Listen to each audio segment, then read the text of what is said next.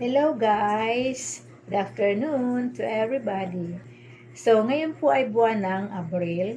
So next month po ay ang buwan na ng graduation sa iba't ibang paaralan. So ngayon po ay sisimula na naman akong manahi ng mga toga na siyang gagamitin ng mga mag-graduate ng elementary.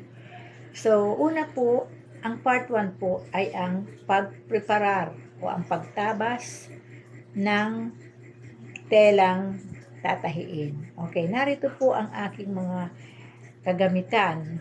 Ito po ang tape measure. And then, ito po yung tela. Ito po yung tela. So, isang rolyo po yan. And then, andito po yung meter stick. And then, yung chalk na ginagamit. And then, scissor. So, una po ay ang magsusukat po ako ng length and then width. So, length muna po. So, ito po ay sa mga malaking estudyante, sa mga large po.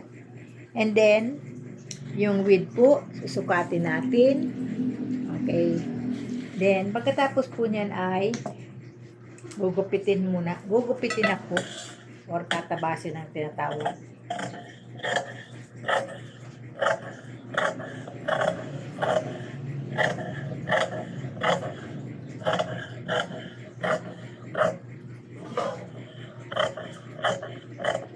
Okay.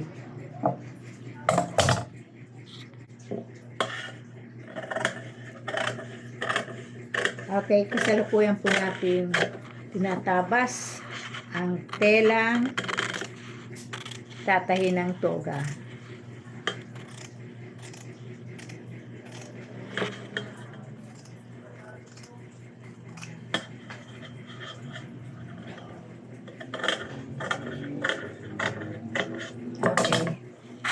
Okay. Narito na po yun. Na po, natabas na po natin. So, ito na po. Okay, yan po ang first part, ang pagtatabas. And then, ang second part po ay ang pagtatahi na.